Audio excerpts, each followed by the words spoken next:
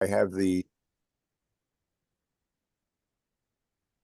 thank you very much. And I just want to confirm that you're seeing the first slide on your screen. I am seeing that, yes. Okay, then we're all set to go. All righty. I'm sure there are probably quite a few people have no idea where this photograph is taken, but you'll find out tonight. I started researching this some time ago, not so much for its Native American history as it was that what I saw going on in this area as a architect and planner and designer of trails and advocate for them and greenways was a lot of projects going on, but they weren't connected. And the William Penn Foundation came along and got DVRPC, Delaware Valley Regional Planning Commission, Bike Coalition, and others. And they said, well, we have to have the circuit. And that's 10 counties of trails, 800 miles around Philadelphia and vicinity, and Pennsylvania and New Jersey. But then I also said, gee, there are a lot of long distance trails that I've worked on that came about from the collaboration and cooperation of people, often in multiple states. And it occurred to me that this was a great idea of all the different things that were going on between the Susquehanna River and Harrisburg and Philadelphia. But then I started bumping into Native American history. And it turns out that this is not a new idea. Like most things, it's 10,000 years old and it's had a very long history, which really needs to be recognized. So we're going to see a bit of that tonight. In the research that we did when we laid out the September 11th National Memorial Trail from the Flight 93 Memorial all the way to the Delaware Water Gap across Pennsylvania, I, at that point, realized, hey, we really need to see where the Native American trails were. And I looked into a book, report published in 1952 by the Pennsylvania Historical and Museum Commission called Historic Indian Paths of Pennsylvania. It was online. The problem was there was a map, but the map was in about 30 pieces. Whoever tried to Xerox it or copy it turned the map this way and that way. And Doug Mazie in our office rose to the occasion. He said, I'll take all those pieces and turn it back into the map. And here it is. And I laid it over a topographic map of Pennsylvania so you can see how all the different trails correspond to the rivers and the valleys and go through all sorts of things. And sure enough, here's where Harrisburg is. This is the down in here. There's the kind of the Gwinnett Creek. This is the Juniata River. Its confluence with the Susquehanna. Harrisburg is right here where the mountains begin. You can see the green is more the rolling Piedmont of farms and whatnot and hills, and then you get into the mountains. But there was this trail, the Great Minquas Path. It went all the way here, down here to Philadelphia, right to Fort Manioc. You see that? That's right down at the mouth of the Schuylkill. So I started looking into that, and there's an enlargement of it. There's Harrisburg, and then here's the Great Minquas Path going here. And actually, it came down not to downtown Philadelphia, which didn't exist, but to the Dutch and Swedish settlements along the Delaware River here. And its big purpose was the beaver trade. You might have heard about that. Catching beavers was a big thing in this continent for a long time and through the 1800s. And it was because of hats, the beaver board hats, and the beaver pelts were taken down. Once a year, the Indians would traipse on this Great Minquas Trail, bringing all the beaver down. Well, I got curious as to say, well, where actually is this thing? And I found that Wallace's map that he put together wasn't just a bunch of dotted lines. He really, these are over actual roads or trails or whatever. So I went to the next one and I discovered, there it is, Fort Manioc. Here's the whole thing. There's the Susquehanna River, the town of Columbia, which is right where the Lincoln Highway crosses, Washington Borough. Then you get into the mountains and you have this trail going here to Strasburg, to Gap, down to Ackland, to Parksburg, and a lot of what the railroad does. And well, why is this called Gap? Well, here it is, Gap Hill. The Pennsylvania Highlands is some of the lower ridges that parallel the Appalachian Trail. And for years, I'd ridden the train to Harrisburg or beyond, and Amtrak still today goes through Gap. There's no station there anymore, but they go through and they slow down go through, and then they speed up again and continue. In fact, there's in the gap itself is the Gap Town clock, beautiful old Victorian piece of architecture. And but when we laid the Indian Trail over, we discovered this was originally a 4-track line, that the Great Minquas Trail was right between tracks 2 and 3. Literally, this is the same route taken by the Susquehannocks 10,000 years ago. So things repeat. And I told this one day I was on the train to Harrisburg, and it had a cafe car, the Pennsylvanian, and I asked the woman and the attendant, where I was getting some coffee, I said, "Do you ever notice the gap?" "Oh, every day, the train slows down, we wiggle through, it rocks around, and we continue." And I told her this story. She said, "This ride will never be the same again for me." And hopefully, after enjoying this webinar, some of this will never be the same again for you. So let's go take a look why. Well, the Indian trails worked for a long time, for at least 5,000 years, maybe longer. Then with settlement, this was 1736, I think it says. There were roads here in and out of Philadelphia, but then it got pretty dicey as you got further out. Here's part of Lake Erie, and there were no roads across and whatnot. So, but what was happening later on, in terms of getting across, what became important was trying to get over the Alleghenies. You see this, the Allegheny Ridge of mountains, and you're stuck if you're in Pennsylvania. There's really no easy way across. So there was always a desire, to have this east-west travel. And I did another webinar you can look up on lowermerionconservancy.org/past webinars on the main line of public works from Philadelphia to Pittsburgh that tackled this problem. And part of it was the railroad, the Philadelphia and Columbia. But what we're talking about is the Great Minquas Trail and what has succeeded that. So anyway, this is the next stage of development in terms of travel, initial colonial roads. Then after that, the first thing in terms of really getting long distance was getting canals and canal systems. And in fact, with a combination of railroad, canal, inclined plains, and more canal, here you are down at Pittsburgh. So the canal era really linked things up in a big way. Not long after the canal area, you had the railroad era coming in. And so this is really at its peak in Pennsylvania. You could take a canal boat from Philadelphia and go all the way with the inclined plains here at Whitehaven.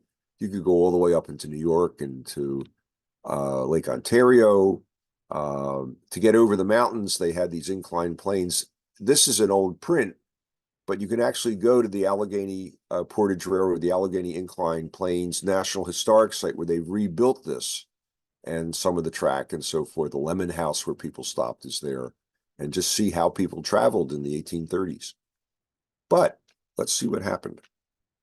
The railroads come in, and this is a map from 1928 when there were railroads everywhere. But what I've done here, though, is to take this map. Here's Philadelphia, right? And here's Harrisburg. So we're talking about going from the Susquehanna over to the Schuylkill in Philadelphia. But I've yellowed over all the railroads that have either been turned into or are being turned into rail trails. So here you have the Newtown line and the Pennypack Trail. Here you have the Schuylkill River Trail. Actually, there's even more of it here. You have here it is up here, the Stony Creek grade. You have the Reading and Columbia, Lebanon Valley Rail Trail. You have the York Heritage Trail going down to Baltimore. That's a popular one. The Cumberland Valley Rail Trail. In fact, if you wanted to reopen a train from Philadelphia to Bethlehem, you couldn't do it. Every line, the Belvedere Delaware Railroad is now the Delaware and Raritan Trail. The Bethlehem line is now the Upper Bucks Rail Trail and Saucon Valley Rail Trail. This is now the Perkiomen Rail Trail. You'd have to go all the way to Reading and come back, which is in fact what trains do. But what I began to realize with all the trail work that we've done was there are all these different trails, and God, if you only connected them up, you could really do something amazing. So what I saw happening was in the 90s, This is the main line of the Pennsylvania Railroad. It's still Amtrak.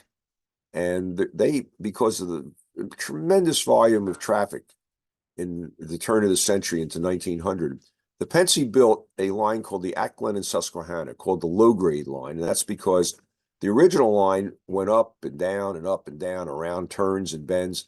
And they built a line not to 19th, but to 20th century standards, which had very low grades. I think they call it the ruling grade. Is the steepest grade on it was only 1.25%, 1 foot in 100, not 4 or 5. And the grades were the curves are very broad, so trains could go at great speed, and also very heavy freight trains could be pulled. We probably would not have won World War II without the Enola low grade that carried everything along with the Pennsy line over the Horseshoe Curve from the middle of the country out here to supply the troops in Europe. Anyway, you can see there's just a lot of stuff. And what I found was a lot of these trails were being done by groups or municipalities or counties in their location. They had no idea what was going on beyond the next county line. We don't have a statewide trail system as they do in some other states. So the idea came to me back around almost 15 years ago that there should be a trail connecting the Pennsylvania State Capitol with Independence Hall, making use of the different trails. So this is what I said, a map that I put together, and I kept updating it periodically. There it is. I did it in August of 2010, and this was the last updated in 2019. In 2020, this became a formal state major greenway, which means funding is coming now for some incredibly difficult sections, expensive. The money is there because the state has prioritized major greenways like the East Coast Greenway, the 9/11 Trail, the Schuylkill River Trail, etc. And what it does, from the state capitol, there's already the Harrisburg Greenbelt. Then there's a gap, and then you get to the Northwest Lancaster County Trail. There's a small gap, and then you get to the Acklen and Susquehanna, or the Enola low grade. And that takes you all the way into Chester County. And then the county is working on closing this gap. And then you get on the Chester Valley Trail. And just last year, Montgomery County closed this gap to join the Schuylkill River Trail, which brings you all the way down through Manayunk and Fairmount Park, down to Schuylkill Banks, and then you go over a combination of Locust East and Spruce West on bike lanes and through the Rittenhouse and Washington Square to Independence Square, and you're there. And wow, it's almost all done. And here you see the 2020 Department of Conservation and Natural Resources, Pennsylvania's major greenway and trail corridors. And I was so proud and happy to see number 30 get added to this. And number 30 is the Schuylkill to Susquehanna Greenway. Look at that. It ties in with other trails. That's the Mason-Dixon. It comes here. Harrisburg is right here. It comes here and then goes into Philadelphia right there. And of course, here it ties in with the 9/11 Trail, the East Coast Greenway, the Washington Rochambeau Revolutionary Route. There's just a lot going on. So let's do this. Let's take a tour. And we're going to go from Harrisburg to Columbia, down along the river. Below Columbia, the railroad starts climbing up very, very gradually. It takes about 15 miles to get up to the top of the hill because it's such a low grade. From the junction, there's 2 lines, and you'll see that in a moment. And then it crosses here, and you see no real sharp turns. This curve is like almost a mile to do this. And then it comes in and joins the Chester Valley Trail down here to Norristown. We'll see a really amazing bridge at Malvern, and then the Schuylkill River Trail into Philadelphia. So to blow this up a bit, the next group, I have bunches of slides geographically, but I'll show you a larger map. So here's Harrisburg. For some reason, the name Harrisburg is not here. The green lines are bike routes, not bike routes, bike trails that are open. So this is the capital area Greenbelt down to the bottom. Then you have the town of Steelton, we'll see. We'll go through High Spire. We'll go down to Middletown. And then there's a gap. And here's Falmouth. And then you get to the Northwest Lancaster County Trail. You've left Dauphin County, and this goes all the way down to Marietta and into Columbia. So we'll see more map when we go to the next grouping of slides. But let's go to the first slide. And there we are. And there's my Bike Friday.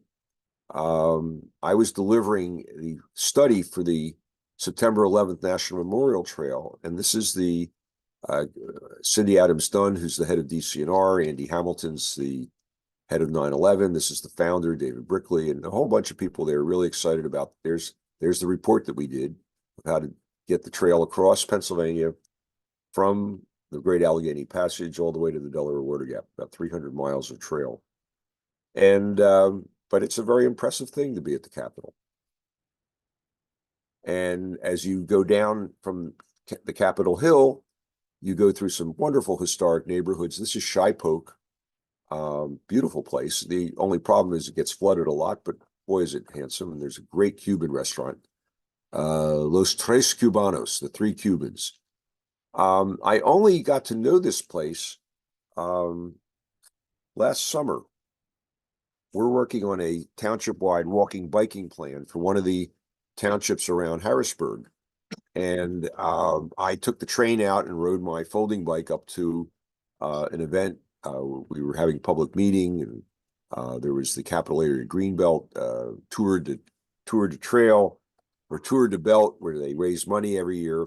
And I figured, oh, this is really nice, and I'll bike back to the train station and have a nice quiet ride home. And living as we do at 37th Street in Palatine Village, it's not very far for me to get home, no matter how tired I am, from 30th Street to 37th Street. And I just couldn't wait.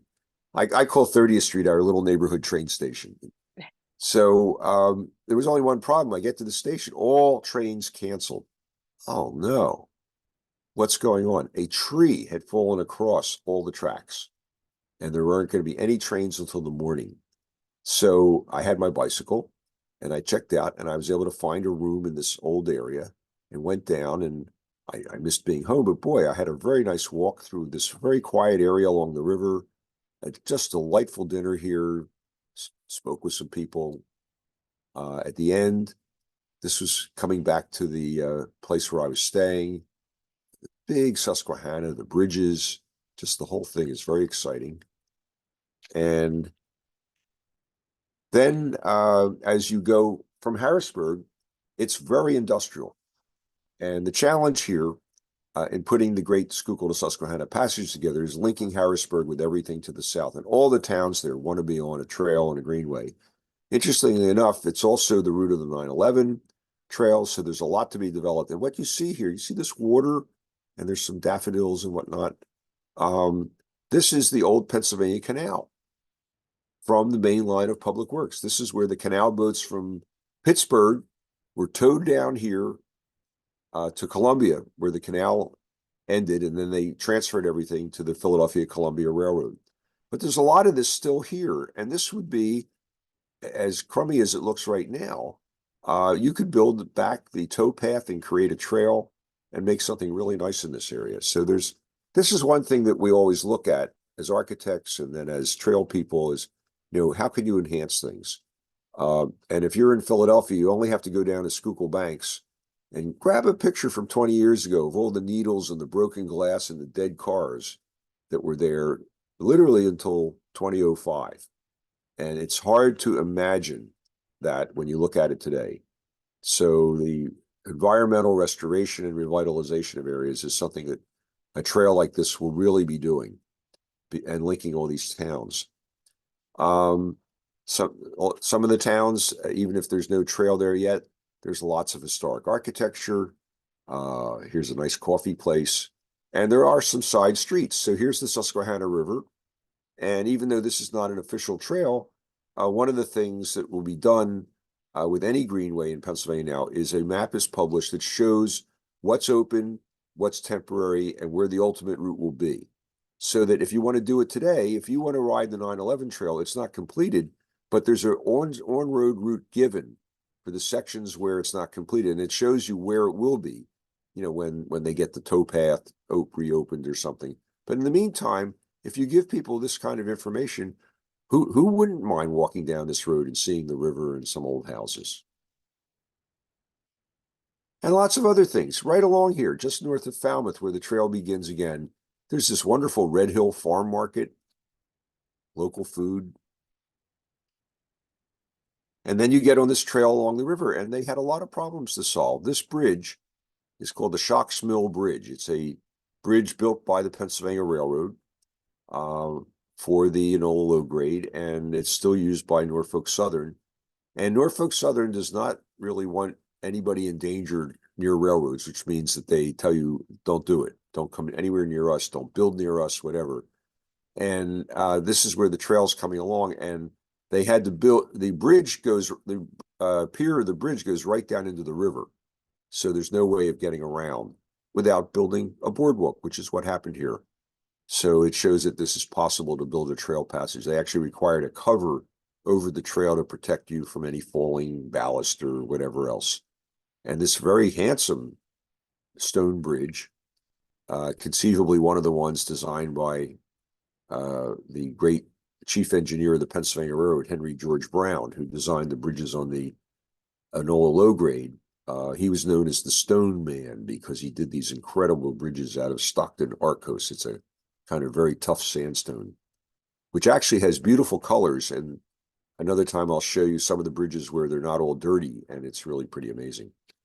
But this takes you down along the river, and you come into this wonderful town of Marietta. Marietta is a beautiful old river town. It was a place where there were iron smelting plants. There was iron ore being produced. There were furnaces. There was the canal. There were railroads. And it was very prosperous. And yet this is the main street, and there's not a lot of traffic. Well, one of the things that happened to Marietta, which is just wonderful, is that when the state started improving roads, they said, we're not going to bring Route 441, the river road through Marietta. We're going to bring it around. And they couldn't. And people were worried, if they go around, then nobody will shop here. Well, what's happened is, yes, the town did suffer, but then people have discovered you can live here and it's quiet, and all kinds of stores and businesses and specialized craftspeople and stuff have opened up. My wife, Nancy, and I were doing a hike here during the pandemic. I think it was 2021 in the winter. And we figured that we could go up the trail along the river and come back on Main Street. It's one of the most beautiful walks that you can take in Pennsylvania or almost anywhere. All the historic buildings, the views of the river. And as we're walking down, this little old man comes out of one of the houses. He says, "Can I talk to you for a moment?" And we said, "Sure." He says, "Well, let me introduce myself. I'm the mayor, and it's my business to know who's in my town. What are you doing here?" And I explained that we're working on the trails and everything. He said, "Oh, that's great.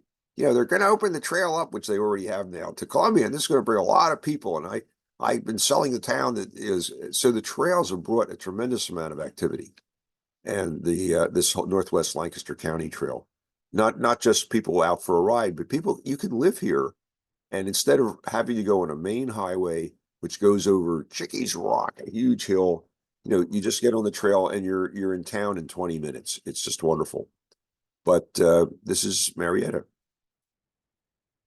So we've come down from Harrisburg, and here's Marietta. Here you see US 30, right, which coming out of Philadelphia, this part here is a 4-lane highway. Then it becomes an expressway. And Route 462 is the old US 30. This is the Lincoln Highway. It's still the Lincoln Highway, even though Route 30 is on an expressway, and it goes to the wonderful town of Columbia, which has what you could see was a very wealthy place. And that was because all the traffic from Philadelphia to Pittsburgh came by train starting in the 1830s. And there was a big transfer to canal boats here. There were also canal boats that continued down the Susquehanna and Tidewater Canal to the Chesapeake Bay. There was the Columbia and Port Deposit Railroad, which still runs today. That's the one that you saw on the cover slide for this show. It's the major connection between the West and Baltimore and Washington. And that's it. But the other thing about this area, you see here the river and there's farmland. But when you get here, you see how steep this is? There are no roads along the river here for a long way. There's occasionally a road that you come down to, but then it ends. And this is a very isolated stretch, which is why when you saw that picture, which was taken right here, there's a power plant, but you really have trouble getting there. When at one point, what happened on this river, and you'll see here how the river is very wide, and then this is Turkey Hill, and that narrows the river, becomes very narrow. But you see, it's also called Clark Lake. Why would that be? Well, there's a tremendous amount of water power in this river, and it never goes dry because it drains a big chunk of Pennsylvania and a whole big part of New York State. There's the East and West branch. And as a result, when the river gets into this very confined area, it's very violent. And what was decided was that they would harness that power. So at Holtwood, here at Safe Harbor, they built a dam, and the river where it's backed up behind that is called Clark Lake. There's a dam at Holtwood right here. And then there's also a dam which most people know about because US 1 goes across it, the Conowingo Dam. And that's down in Maryland at Conowingo, just south of Peach Bottom. So this river became a tremendous generator of hydropower. And why was the first electric railroad lines in Pennsylvania all connected to this? Because they got their power from hydropower. And in fact, there are power lines still going where the railroad used to be that feed Amtrak. So, when you talk about railroads being green and electric, boy, this is something that's over 100 years old, this whole arrangement. Anyway, so when you come down here, you get onto the Enola low grade, and there's the lower railroad, the Columbia and Port Deposit, goes all the way down to Perryville and the main line with Amtrak. Then this line starts climbing and climbing and climbing and climbing more and keep going on and on and on up to Safe Harbor. And that's where this is the Conestoga River, which flows out of Lancaster. So you can see like this is farmlandy, and then it starts to get really pretty rugged. And when this flows into the Susquehanna River, there's a big gap here. And that's where they had to build the high bridge that you saw on the cover.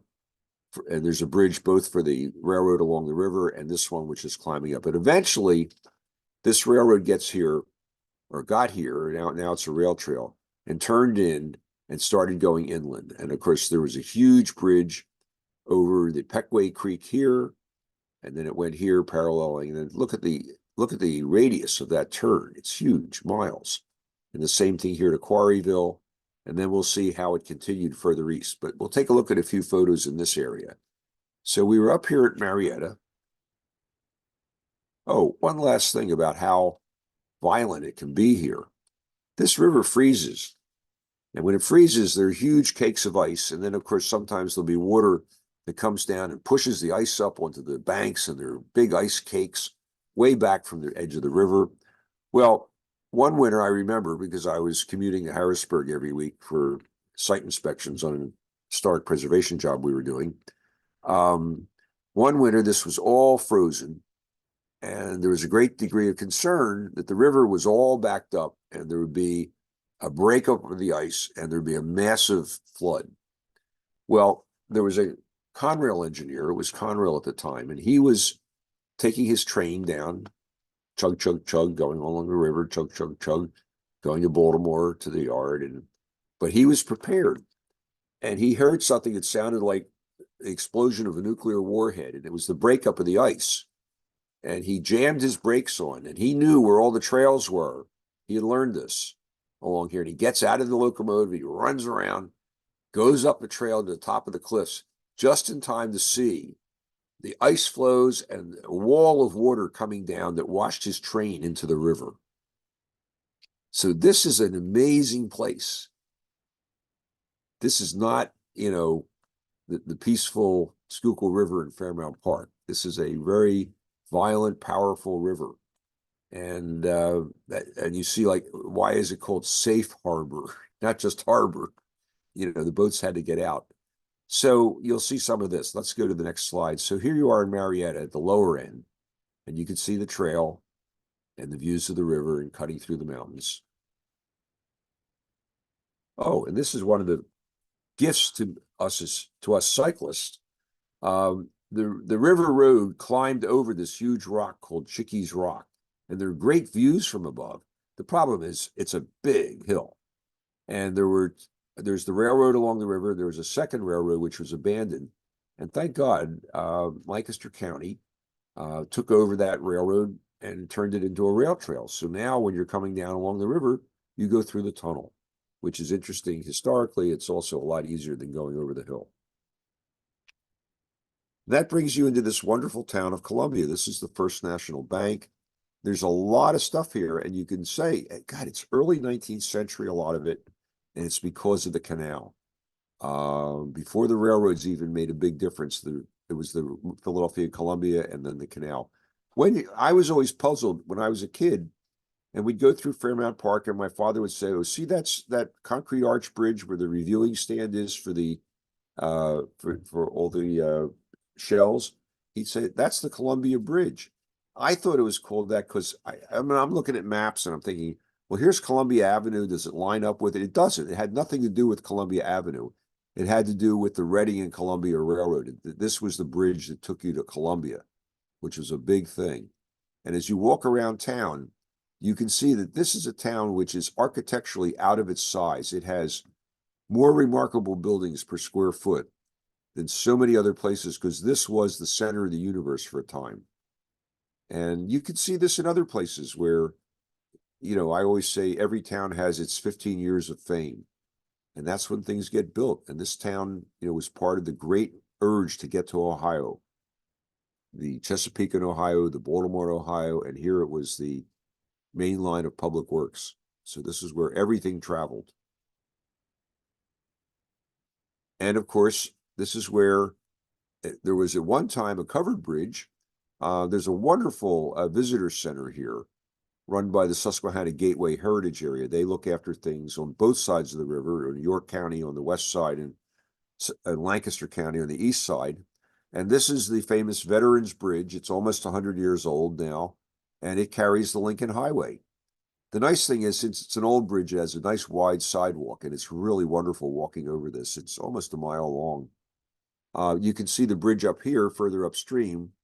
That's the US 30 Expressway, which replaced this bridge. So this is now quiet Route 462, and you can really enjoy it walking, biking, or driving. It's a wonderful driving route as well. But from this visitor center, you can see, again, Lincoln Highway. You can see other things. You see this? Bunch of trees. There's a bunch of trees. There's a bunch of trees, and another one, another one. They're all evenly spaced. Anybody know what they are? I'll tell you. If you read James Michener's Centennial, it's the book about Colorado. And you'd say, well, what's this have to do with Colorado? Well, when you read James Michener, he starts off with the first mitosis of, various bacteria, and he builds up to, the whole story of what's going on. Well, he always describes how people, where they came from and how they got there. And there was a young Amish couple that was shunned by their families, and they lived 6 miles from here, and they stole a wagon and went west because they couldn't live in their community anymore. And for something they hadn't done, but they were being blamed for it. And they got here, and they had never seen the covered bridge that was built here in 1816. This is one of the longest covered bridges in the world, section after section after section. And during the Civil War, it was actually sitting on these are piers, stone piers that carried the covered bridge. And you can see they're just trees growing out of them now. Well, what happened during the Civil War, as you know, there was the Battle of Gettysburg. Gettysburg is in Adams County, which is to the west of this. And the question was, well, people were really worried that the Confederates were going to come across the Susquehanna and take over Philadelphia, and then New York, and then, they were really worried. So the people here, to prevent that, they had this bridge which would take years to replace, but they did the brave thing. They went out and they burned the bridge down, and the Confederates were stuck on the west side. Otherwise, they would have gotten to Lancaster and Philadelphia, which would have been very serious. Every year since then, The town here in Wrightsville, they have an annual bridge burning. They light fires on every one of these piers. You can look it up and see a video of it. It's really impressive, just to commemorate the bravery that it took. Well, eventually, there was a bridge that was built as a replacement, and that bridge actually carried a railroad and a roadway, one and the same. And when you would go across, you'd have to get permission from the railroad switchman on one side, and they would make sure there was no train coming for a certain amount of time. And you would drive across with the rails between you, and then you get off the other side, and then they'd say, okay, trains can go through. Needless to say, it didn't carry a lot of traffic, and by 1930, it got replaced with this wonderful bridge, which you see from the Great Schuylkill and Susquehanna Passage.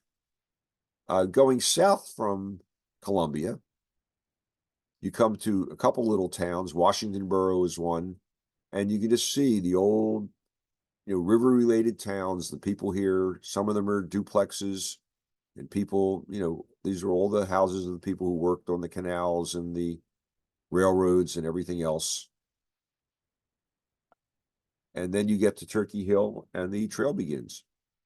So it's very hilly, very steep, and very challenging cycling in this area. But with this trail and the low grade, here I am. And here are some friends. And we're having a great time here on the trail, going along the river. And you can see how they had to cut into the side of the cliffs and everything to build this. And this brings you down. Here's the railroad still enacted, used by Norfolk Southern, the old Columbian Port Deposit. Here's the Safe Harbor Dam. This is Safe Harbor. This is the mouth of the Conestoga River.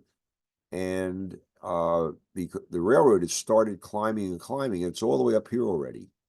And this, of course, now, as you see, with these big precast concrete deck slabs, is an absolutely magnificent rail trail. You were really way up, and the view you saw a moment ago, and it just continues as you go along. And it continues along, slabbing along the side of the mountain for another mile or two before it turns inland. By the way, this area was so isolated that when they were running passenger trains here, one of the reasons they did was there were little towns and villages all along.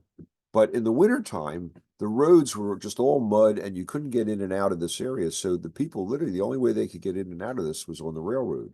And in fact, there's a safe harbor village for all the people that worked here, built by the power company, with very nice houses, English style. And now you can buy one, but at the time they were all worker housing just up this road.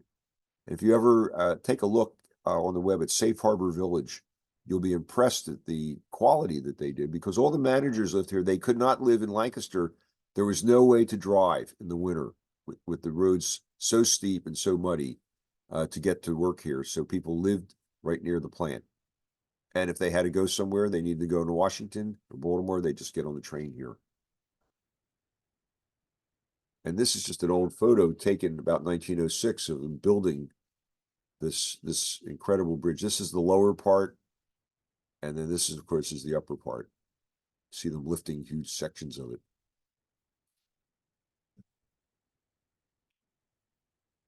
As this is after turning inland, there you cross the Peckway Creek, and there was actually a trolley line here, the Millersville and Peckway, that went. You could go from Lancaster to Peckway, the little town on the river I pointed out on the map, by trolley. And but when you're way up here on the rail trail, you get these wonderful views. There was never passenger service on the Enola low grade. However, they did occasionally, when there was a jam up or a wreck on the main line, they would reroute passenger trains on this. So a few people got to see it, but regularly not. So continue east,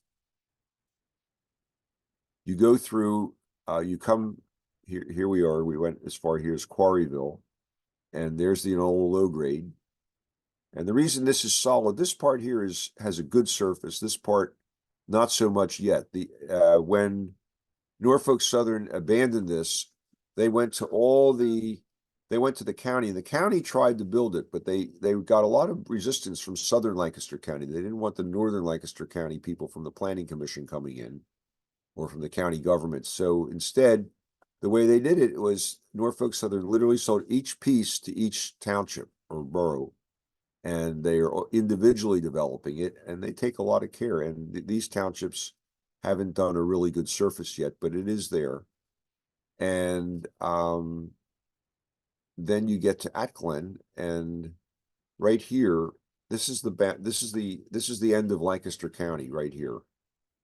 Atglen is in Chester County, Christiana is in Lancaster County, and the Amtrak main line comes here. There's a station in Parksburg, and it goes up here to Gap, and then through Kinzers and Ronks and Burdenhand, and then to Lancaster. But this is was the freight bypass, and of course now is the rail trail. From here, this goes just into Chester County, but then of course this line merged with the main line of the Pennsy.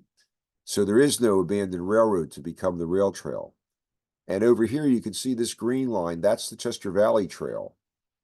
So the question is, how do you get from here to here? And now that this is a state major greenway, DCNR is really pushing, and Chester County has gotten funding, and they will be working on this. Now, even though the freight line and the passenger line are right near each other, they were separated at different levels because of the volume of traffic. There were 4 tracks for passenger and 2 for freight. And that required some big jump overs. And you're going to see in a moment how they took the line, which is sometimes called the Philadelphia and Thorndale freight line, and jumped over the main line to continue. And then there are huge bridges over the Brandywine Creek and whatnot. It's really an exciting piece of engineering. And it'll be very beautiful as a trail when it's done, which it is moving towards now. The Chester County Planning Department is doing documents, and they have consultants, and it's going to happen. So let's take a look in this area. What's it look like down here east of Quarryville? So here you are, you're on the rail bed. You can see the old railing. And this is a railroad bridge. It's now a trail bridge. And you pass through a lot of wonderful country here of Amish farms. Now, what was interesting, what I've learned when you're trying to sell a project is most people couldn't care less about what you're doing, except that they don't like it. They don't need it. They're living without it. Why do you have to mess things up by bringing your trail through our community? But if you give them a reason why they should have the trail. So when the townships here were working on the trail, they went around to see the Amish community. They said, no, we don't know about all these people. You know, they're going to be on the trail. They'll throw trash, and it gets stuck in our plows, and it's not good. And one guy really got it, and he said, Amos, to an Amishman, he says, Amos, how do you go from your farm, to Quarryville? Oh, I go up this road and down that one. He said, okay. There's an outlet at Quarryville, and there's a ramp right here at your farm. Now, just think about it. If you take this trail, which you'll be allowed to do, because it was a 2-track line, so there's enough room for a bike path and a, wagon road and equestrian visit. How much less grain will you have to feed your horses if the trail's level? And the shades came off, and Amos said, let's build the trail. He could see that there really was something to this. So sometimes, you see that. But anyway, it's a beautiful area of farms. The movie Witness was filmed near here, right off of Octoraro Creek. Let's go ahead. And after coming out of Lancaster County, here's Coatesville, and there's the trail, right now temporarily on road. Then you hit Downingtown, and there was a Reading Railroad line that came from Norristown and Bridgeport all the way through the Chester Valley, and then eventually joined up with the Pennsy at Downingtown. That is the Chester Valley Trail on an old Reading line. And the plan is, to make use at this point to jump up and get on the freight line and take that all the way to Atglen. And that's all being worked on right now. But once you get to Whitford, and that's where this line crossed over the Pennsylvania line. I'll show you that in a moment. Once you get to Whitford, you're home free. For many years, it ended here in King of Prussia, but now this is all done. This bridge here got modified, and there's a trail junction here. I'll show you that in a moment. It's really impressive. So all of these towns are getting, this major trail, It also connects to other trails. This is the one that goes up here to Eagle and to Marsh Creek State Park. This is the Brandywine Trail going down, and I was just on the phone before this afternoon with people from the Chester County Trail Club talking about getting much of the Brandywine Trail now, which is a hiking trail. There's Pecopson, and down here is Chad's Ford. It is a marked trail that goes through here and up to Ludwig's Corner and the Horseshoe Trail. But unfortunately, some of the roads that it used have become busy, and they're trying to get all of that off-road. But nevertheless, there's a nice connection here. So let's go to the next slide. This was taken by William Rao. Rao was the official photographer of the Pennsylvania Railroad, so his photographs are unbelievable. And a lot of these are online.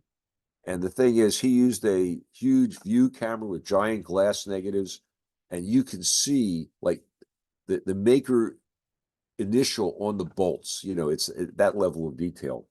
But these are the 4 tracks of the Pennsylvania Railroad main line, which is now Amtrak. They've taken out some of them, but there's still a SEPTA commuter rail station here. And this is how the freight line that went to the Enola low grade got across. This bridge is still there, and it's going to remain there because this is becoming the rail trail section of the Chester Valley Trail connecting to via the Philadelphia and Thorndale to the Enola low grade. So it's going to get saved, and it's also going to get reused in a good way. So that's very exciting and just beautiful stuff. I mean, look at the stonework, etc. It's quite something. Continuing further east, you get onto the old Reading line, and here you can see the Chester Valley Trail. You know, here's an entrance to it going to Gulf Road or going to Chester County. And then you get to Norristown, and just to go back for a moment, yeah, here. This trail came down the Reading line, but the Reading line went this way, and the Schuylkill River Trail's on this side. And I was involved in the design of this Chester Valley Trail extension. We had a lot of meetings with people in Bridgeport. There was a veterans park here with memorials, and they initially didn't want it. You know, they said the kids will leave their Coke bottles there and other stuff. But when we said they'll learn about things, you know, from you, because you guys are sitting out here, maybe they'll stop and talk to you. And this bridge didn't really have a good sidewalk, so we got PennDOT to move the lanes bunched over to one side. And now there's a really wide sidewalk that's the trail, and it goes underneath, and it's all grade separated. It's really amazing what's happening, and you have that kind of development. Norristown itself is the county seat. It should be a better place. It's really kind of weak commercially in many ways, and they see the trail bringing in the people, you know, up until the 50s, and when malls began, this was the big shopping town. Everybody came into Norristown by streetcar or train, and they still have the county government and some other wonderful things, the zoo, you see it here, and others, but the trail will bring people, and, you know, all the restaurants here will do well, and it'll work great. So then we turn onto the Schuylkill River Trail. There's the trail junction. So this is on the Schuylkill River Trail. The Schuylkill River Trail is on the old Schuylkill Valley division of the Pennsylvania Railroad, which was abandoned in the 70s and 80s in different parts. But in the 1930s, they had a massive grade crossing separation project where they elevated the trains, did a tremendous amount of work, and they built this new freight station in 1936. This has been really cleaned up since I took this photograph. And, you know, this is now a park, and the Chester Valley Trail comes here and joins the Schuylkill River Trail. It's just really, really, really good stuff. And of course, this is a building owned by the county, and it's for the visitor center and other things. Let's go to the next map. And this is coming from Norristown down to Conshohocken. On the Schuylkill River Trail, you go to Manayunk, coming through Fairmount Park. And what we've said for this, the Schuylkill River Trail It comes down, then continues down through Schuylkill Banks. We'll go here to Bartram's and continue down the river there. And so a lot of that's been built and it's being connected. But we felt, those of us who got involved early on in the Schuylkill River Trail, that having Independence Hall as a goal was important. And actually, these streets of spruce and locust are very quiet, relatively speaking, and nice for walking, and just incredible architecture from one river to the other. So the idea of getting off here and going through Rittenhouse Square and then going through Washington Square, which touches Independence Square, seemed to be the thing to do. So let's take a look. So this is between Conshohocken and Norristown. There's still a lot of industry. And this is the old Pennsylvania Railroad catenary towers, and they're still carrying power from Safe Harbor down to Amtrak at 52nd Street. So if you get on your train tonight, you know that the Enola low grade is still doing its part in terms of electric power. But here's the Schuylkill River Trail. Even in an industrial area, it's a pleasant thing along the river. And of course, you go through Manayunk. This is the towpaths, so to speak, and there's new things coming here. This is the Venice Island branch of Conroe that served the industries on this island between the canal and the river. The last business, which made toilet paper, moved their operation up to a different location, and there are no more trains here. So this is going to be revitalized as a paved bike path, keeping the towpath as a crushed stone historic towpath, which is a really neat idea. It also gets pretty crowded at times, and that'll work. The city is cleaning up the canal right now and dredging everything. There'll be boating and so forth. So this is really good. Then as you continue, you get into Fairmount Park. This is a photo I got one day coming back at the very end of the afternoon. There was this whole part of this stone bridge was lit up, and these piers, and the geese were having a grand old time. So how fortunate we are that this is the way you come into Philadelphia from one direction. And then, of course, this area, again, if you were there 20 years ago, broken glass, needles, trash, dead cars, dead people, all kinds of really disgusting things. And look what's happened. It's just amazing. This is the Market Street Bridge.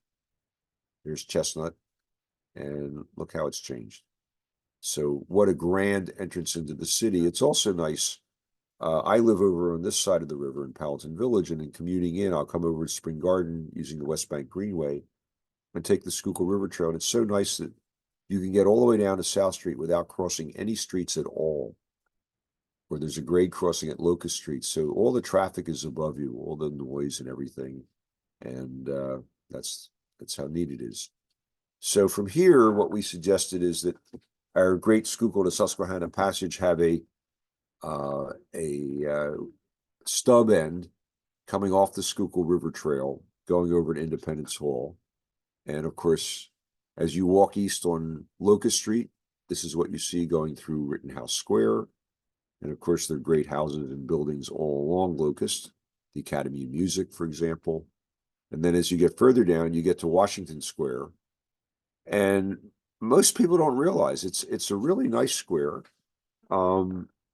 It's a bit quiet, but not that much. But one thing that is very quiet is this was used as a cemetery. And there are probably at least several thousand Revolutionary War soldiers, yellow fever victims. That was an annual pestilence here in Philadelphia until the early 20th century. And then free blacks and enslaved blacks were buried here as well. There is a memorial to the unknown Revolutionary War soldier, but there are all the other folks that are buried here. And it's just a very sobering thought when you enjoy this beautiful place and think of all the people that are underground. As you go up and turn the corner here, you're at Independence Square. And there's the park between Walnut and Chestnut, which includes Independence Hall. And last summer or fall, the 9/11 Trail did a ride from all the way from Flight 93 all across the state, and came around, and they came into Philadelphia, and I met them in Valley Forge and bicycled in and was given the position of honored guide for the 9/11 trail ride. And we ended up in at Independence Hall. And when we did, there we are. They're all in their 9/11 gear. There's Independence Hall. This is standing in front of the hall looking out. And I was so impressed because they had a thank you for me, and I'll show you what it was.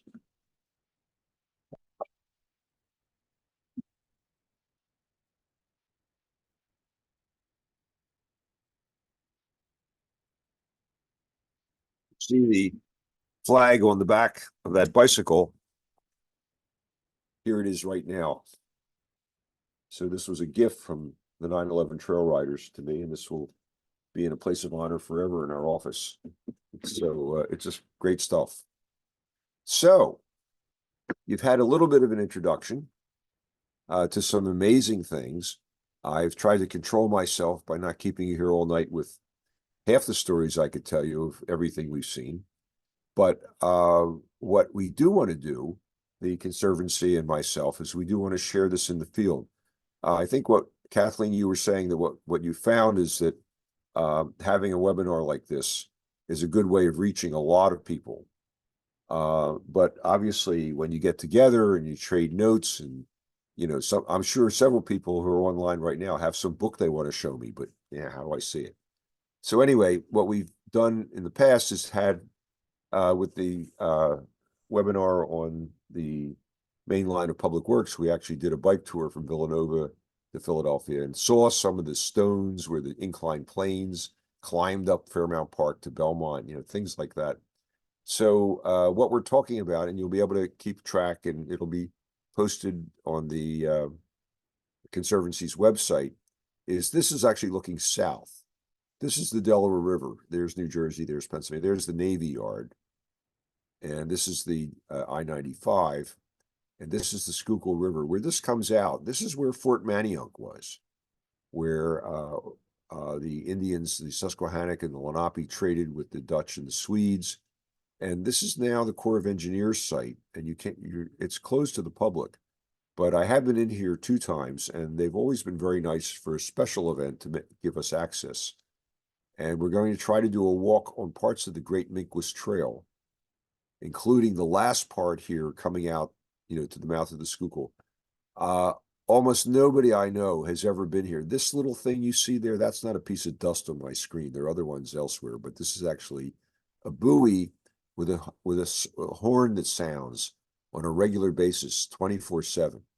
And if you spent your life as I have along the Schuylkill River and improving the river and rehabbing historic buildings on the river and building trails on the river and going to restaurants on the river, when you get to the mouth for the first time, it's like, I've never seen this, and the whole feeling of being there is just amazing.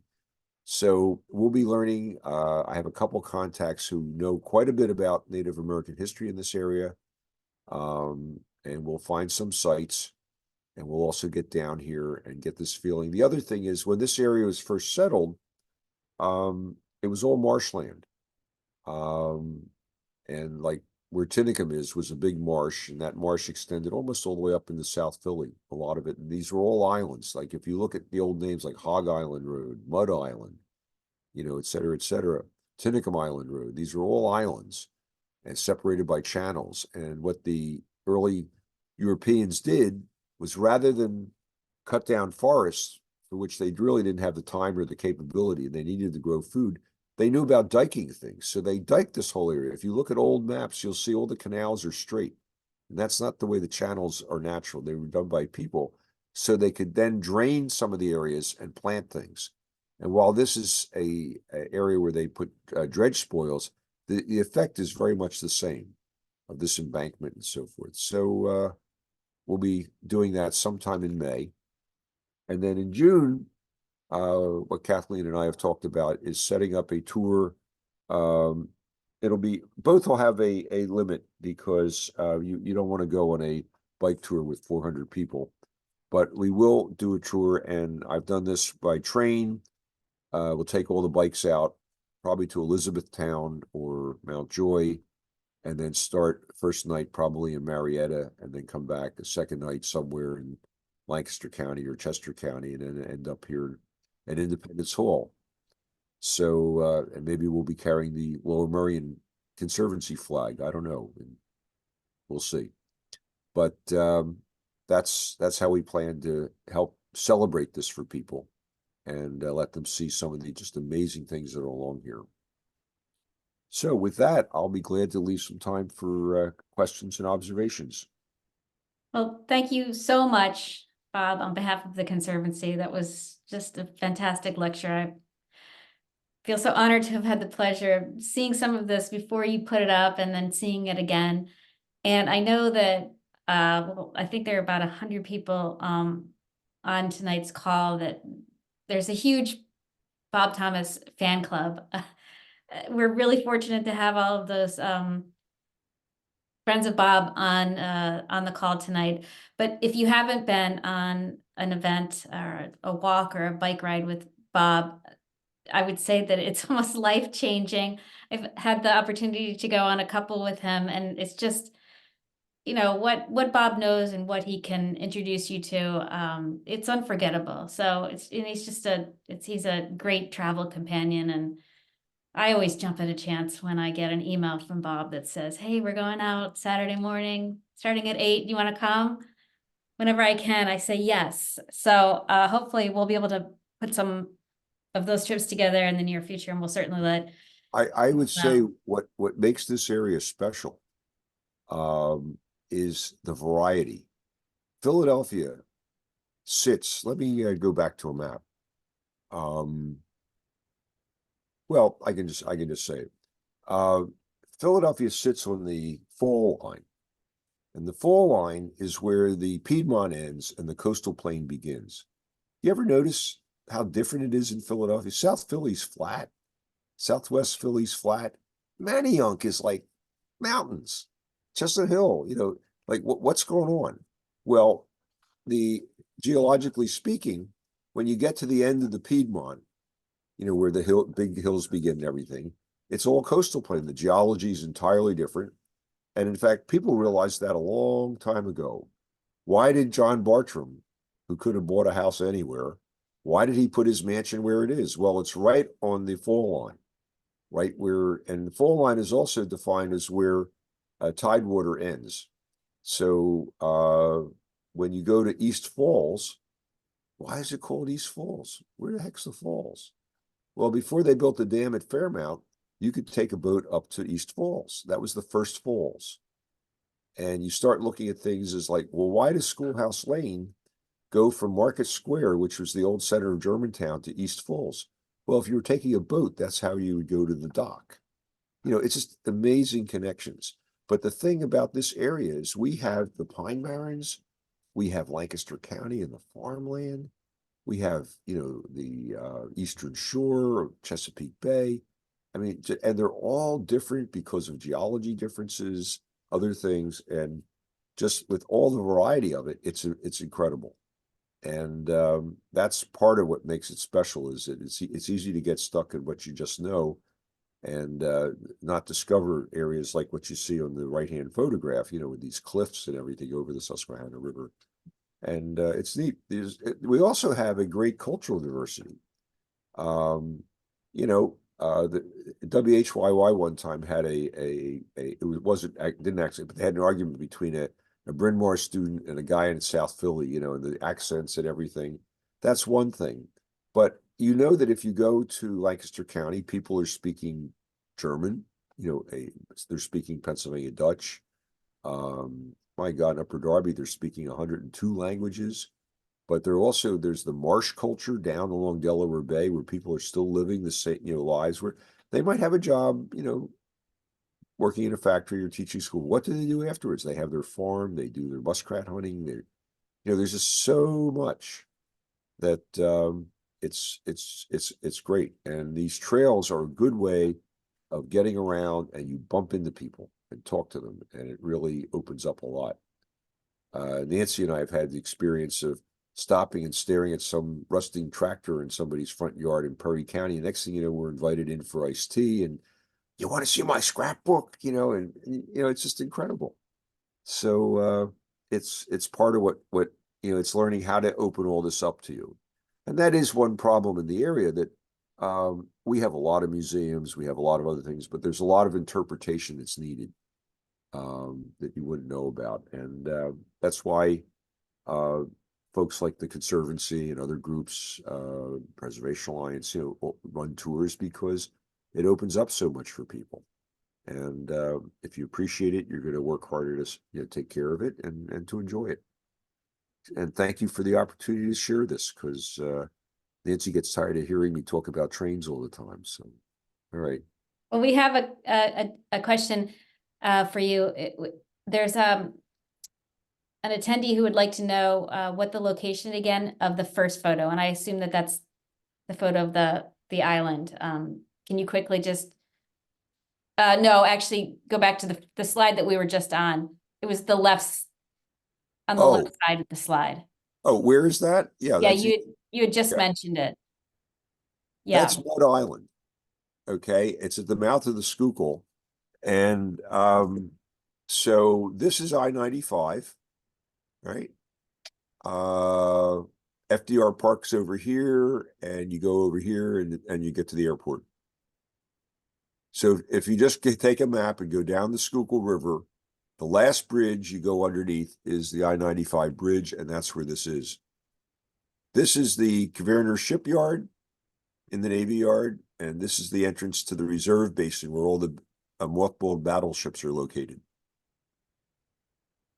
All right, thank you. I don't see any questions in the question and answer box, which is surprising to me because, well, I think it's probably because I am not the best administrator of a webinar. It's my first time.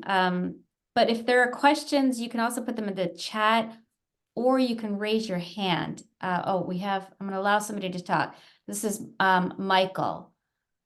So you are permitted to talk right now, Michael. Am I hearing? Mike Brownlee, yes. Okay. Michael. He's muted. That's the thing. Oh, you probably need to press the unmute button. Okay, so the upper right-hand corner, Michael, on your screen. So yeah, can Michael unmute? Or you can also type it into the chat. All right, hold on. I'm gonna try another one, okay? Susan Dice, allowed to talk. Okay, here we go. Let's see. I'm looking here. Her video is turned off too. Yeah, so it looks like it might be something on my end. Yeah, I guess you have to grant permissions. Okay, so if people could just put these in the question and answer box. I'm sorry about that. I can ask the questions. Well, I can see the Q&A. Oh, you can see that, Bob. Okay, there you go. So right now there are 5 open things. Yeah, someone just said thank you. I appreciate doing it. Thank you. Somebody else, thank you, Bob. Such an amazing presentation. Thank you for your never-ending passion for our nation's history and all the tremendous efforts on our trails, by all means. Question, when is the projected completion date for the trail? I would say the last piece with things of this size, we're probably talking 6 or 7 years. Just the amount of time it takes for getting the money, designing it, permitting it, doing all of that. Now, what will happen is what happened on the Great Allegheny Passage. A lot of you may have been on that between Washington and Pittsburgh. When it opened initially, it was only about 20% done. But what they did, which was really good, and the 9/11 Trail is doing the same thing on its 1,300 miles of trail, is they've showed the whole trail, and then they say, okay, this part's on road, this part's off road, this part's being developed. And as anytime there was a 1/10 of a mile that got moved, they changed it on the map. So you could see, so there'll be temporary routes that connect things. And the Bike Coalition maps show that. They'll often say, okay, if you're here and you want to get there, there's no off-road bike trail, but this back road is the one to take, that sort of thing. So I think that'll happen, but it'll get filled in. All righty, my good friend and colleague Patrick Starr is asking Bob, what is the way to connect from Columbia to Turkey Hill? What corridor exists or right away? And the answer is that's under study now by one of the local townships there. And the last I heard, they're having a heck of a time trying to find something that is right along the river.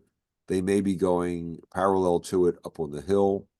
In the meantime, I have to say, if you're a reasonably skilled cyclist, and Patrick, I might have even biked this with you at some point, you can ride on Route 441 to get to Turkey Hill. And actually, that's not big because that's where the road goes away from the river and becomes really up and down steep hills. And you can turn off and get on the rail bed, which is flat, and just go ahead. Okay, Mike is typed in. Mike is available. So do you want to let him speak? Well, I don't, let's see, it says, Mike, could you type your question in? Because I still can't figure out how to open up audio to people. And while Mike does that, maybe you can go down to the next one, which I think is Nancy. Well, it's just a thank you. Love you. I appreciate that. And Nancy Green, Peter Grove asked, you mentioned the Susquehannocks and the Minquas. No, actually, and she says, what about the Lenape? No, it was the Susquehannocks and the Lenape. And there's a memorial that either is or was at Rose Valley, and it mentioned both tribes were involved in this. And this was used, as I understand it, by both, that they all shared it and carried stuff down on that. Could you say, and then the next question here, well, I see Mike is available, but I don't see a question. It just says Mike is available. Hopefully Mike will type something into the Q&A. And for the next webinar, I'll learn how to unmute people. Okay, could you say something about ghost towns along the Susquehanna? My middle school granddaughter is fascinated by ghost towns, and we've explored a bit near old industrial sites, Cliffs of Conoy, for example. Yeah, I mean, why does a place become a ghost town? The answer is that if there's simply no economic opportunity at all for anyone, they're going to go away.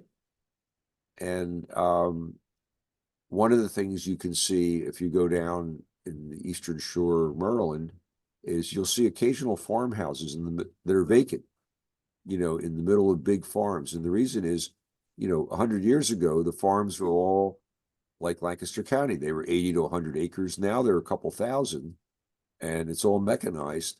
So the reason for a lot of these towns to exist is gone. And one of the best ways of finding them is the United States Geological Survey on their site, usgs.gov, has every map they've ever published. And if you go to locate a map and you go to an area like the Susquehanna, you'll find a listing of all the maps that have been published wherever you click. And they'll run usually from the 1890s up to the present day. And so load the so-called 15-minute maps, the ones that are 1 inch equals 1 mile, will show in fairly good detail everything that's there. And you could find, where there was a railroad terminal, and now it's not there anymore. You can find a town that depended on the canal, and the canal isn't there anymore, and there's no road or whatever. So there's no town. And you can go back and look at the other thing I find is very helpful. Right after the Civil War, there was a big interest in publishing county atlases. Very, very detailed, like maybe 50 sheets of maps at a very large scale, showing each building and not only every like mill, it showed you what the mill was and where the head race was and the tail race where the water came in and out. And they're beautifully, engraved. And many of them are online, or if not, you can find out what library they're in. But if you want to explore an area, so get one of the 1870s online atlases of Lancaster County and look at southern Lancaster County, and you'll see all kinds of activity. You'll even see a whole bunch of passenger ferries that operated across the river. Like, do you wonder why the town of McCall's Ferry is called McCall's Ferry? What do you think was at McCall's Ferry? The ferry across the Susquehanna River. And now there are only a couple bridges. There were all these little ferries that carried, 2 or 3 wagons. And so many of those names persist, and that's often a good hint. If it says ferry, there was something going on there, and you can check out the old maps and find it. And also visit and see foundations or other things and find out what's going on. But it is an area where, although the railroad that's there is very active, I mean, that's the main line from Washington and Baltimore to Pittsburgh in the West, but they don't stop. So the towns that they go through aren't there anymore. And there's no canal work, there's no railroad work, and there's no people. Okay. Oh, here someone writes in the former Howard Finnegan, the former spoilage pond at Fort Mifflin was the original location of the Lazaretto quarantine station. That's a wonderful story. A lazaretto was a place when people were coming in as immigrants. If they weren't well or they didn't look well, they were put into this station. And Lazarus, of course, was the one who raised people up from the dead and whatever. So, and hopefully they got better and then they were released into the general population. That happened to my grandmother. She was held for 6 months because of an eye infection. They wouldn't let her on the boat. And, but the Lazaretto, of course, was rebuilt. It's a beautiful building. It looks like Pennsylvania Hospital in Essington, right in Tinicum Township. And it came very close to being demolished for a new fire station. And enough people rallied behind it that the township realized they had this treasure and turned it into their township building. So they have this beautiful township building, and they have nice offices, and they saved a great building, and they also in that tell the history of the Lazaretto. But apparently, I just learned this from Mr. Finnegan that the original location was near that near Fort Mifflin. All righty, let's go down. From my very, very good friend and former housemate from years ago, Dennis Devlin. Thanks, Bob. Great seminar. You'll have to check out the Pinellas Trail down here someday, Dennis. And that's in Florida. And actually, I have bicycled some of that. I went down there. But yes, he's right. Somebody asked, where can I find Pennsylvania trail maps? Actually, there are a lot of books, and I would just go to like Google Books and say trail books for Pennsylvania. But the other thing I have to say is that, and I like using guidebooks, and I have quite a good collection, including some historic ones. But I must say that if you want to get current information, because often your book is 10 years old, 20 years old, and it's out of date, trails.com. That website, and there are others where they keep up the information. So that's often a good source. Now, the other thing you can do, and I do this regularly for tours I lead, if you want to go to a state park, a state forest, a state game land in Pennsylvania, and the same is true in New Jersey, they all publish maps of their park. They're all online. So if you go to that agency and just go through their website, and they'll have all the maps of every park. And the same is true for all the national parks, national monuments. You can go and download trails that are unbelievably detailed maps. And I highly recommend that. So that's with the web, you can really do that. Okay. So Patrick, yes, Bob, you did. We had an oasis to Chickies Peak. Oh, Mike Brenly says, I was responding to Bob's requests, and I'm not sure what that was. So I'm here. And then there's another question from Patrick. Can you explain how Fort Manayunk was at the mouth of the Delaware, and we call a different neighborhood upriver Manayunk? Actually, I only learned about this recently researching for this webinar. And I have the same question, and I'm going to have to look into that myself. Okay, Bob, there might be an opportunity for somebody to talk. Michael Farrell, I'm allowing to talk. Oh, yeah. Oh, it's not working. Okay, so Right. it's responding in the same way. It's Right. And Mike Brenly did write in just saying thank you for sharing your knowledge and passion for the history evolving into trails. Yeah, Mike's been on walks with me. all right. Good. Well, Bob, thank you so much again. I don't think I see any more. Oh, there's one more from Kathy Techner. You mentioned tours. What are they, and do you have a schedule? Okay. They were the ones that I showed right here on the screen. Let me Maybe she may be referring to the ones that I said that I'd personally taken with you. oh, okay. Where are they listed? Um, I list them with, well, anything I'm doing with the Conservancy is on your website. But in general, I had been putting them for a long time on the website of the Philadelphia Parks Alliance. But the Parks Alliance is really shifting more purely into advocacy right now and working with rec centers and so forth. So I'm now listing them again. They always were with the Preservation Alliance, but I'll be putting them all of them there as well. So the Preservation Alliance for Greater Philadelphia, and they update their list monthly, and you can certainly check there. Yeah, we could maybe figure out how we could host that too. Sure. Well, I actually get asked, as you can imagine, a lot of groups ask if I lead a tour, and if I didn't work as an architect a lot and go to sleep every night and eat 3 meals a day, I would have time to do that, and I'd love to do it. So what I tell people is, why don't you co-sponsor? So any group that is interested in having me lead a tour, I'll say, why don't you co-sponsor, like with the Preservation Alliance? And then what you can do is, or the Parks Alliance, all you have to do is list it, and your members will get a discount, something like that. But in terms of finding them, yeah, I would look at the Preservation Alliance, and I'll have stuff there in May because I'm not leading a tour in April. Well, Bob, thank you so much again. We're so lucky to have the opportunity to hear you talk about these interesting things and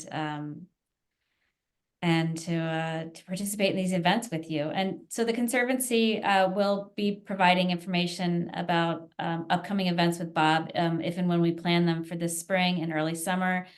And we will also be publishing this lecture on our website. You can look in the, I think it's past events or past webinars on one of the Yeah. pull downs. And then also, I think I can probably send a link to the lecture to anybody who registered. So you could look out for that in your emails. But yes, thank you again, Bob. My pleasure, and thank you so much for making it possible for me to share this with so many people. It's really great. Yeah, you sell out crowd. Okay, well, good night, everybody, and Hey, good night. everybody who attended. Have a good evening. Good night.